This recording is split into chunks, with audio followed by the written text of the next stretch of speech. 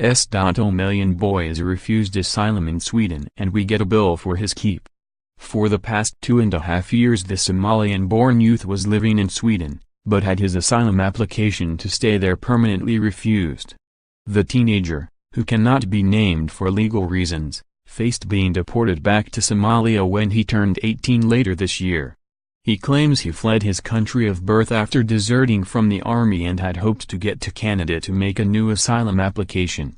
But at the boarding gate inside Heathrow's Terminal 2 on January 8, an Air Canada security worker who specializes in facial recognition spotted he was not traveling on his own passport and alerted police.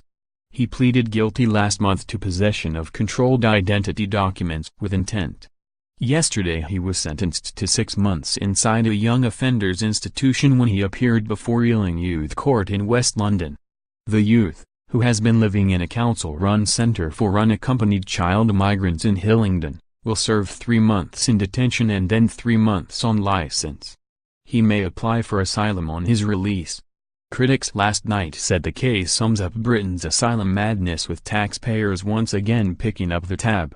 John O'Connell, chief executive of the Taxpayers Alliance, said, "It's encouraging that this person was caught whilst trying to use a fake passport, but taxpayers will be disappointed that they will have to pay to process this claim.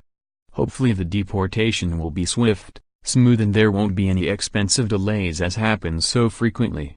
Tory MP Philip Davis said, "This young man should be kicked out of the country at the first opportunity. That means days and hours, not months.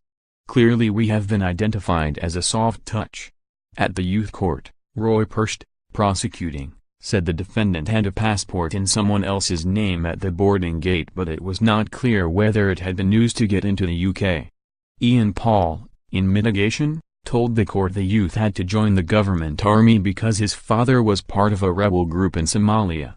He added, after having served there for a brief while he left and travelled to Sweden 2.5 years ago. When magistrates asked the youth what he thought about a custody sentence, he said, "It will bring me more difficulties.